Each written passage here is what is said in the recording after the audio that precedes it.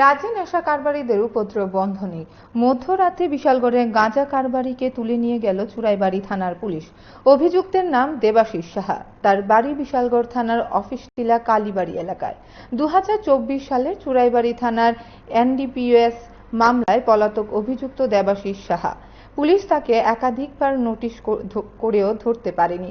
অবশেষে রবিবার রাতে বিশালগড় থানার পুলিশের সহযোগিতা নিয়ে চুরাইবাড়ি থানার টিম দেবাশিসের বাড়িতে আসে।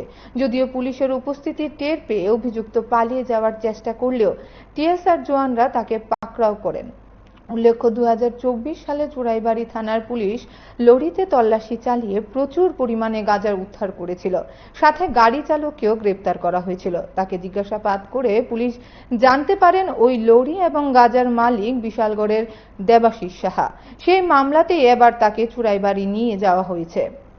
মধ্যরাতে বিশালগড়ের গাঁজা কারবারিকে তুলে নিয়ে গেল চুরাইবাড়ি থানার পুলিশ।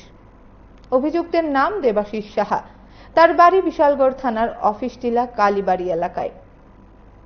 পুলিশ তাকে একাধিকবার নোটিশ করেও ধরতে পারেনি। অবশেষে রবিবার রাতে বিশালগড় থানার পুলিশের সহযোগিতা নিয়ে চুরাইবাড়ি থানার টিম দেবাশিসের বাড়িতে আসে। যদিও পুলিশের উপস্থিতি টের পেয়ে অভিযুক্ত পালিয়ে যাওয়ার চেষ্টা করলেও টিএসআর জওয়ানরা তাকে পাকড়াও করেন। উল্লেখ্য, 2024 সালে চুরাইবাড়ি থানার পুলিশ লরিতে তল্লাশি চালিয়ে প্রচুর পরিমাণে গাঁজা উদ্ধার করেছিল।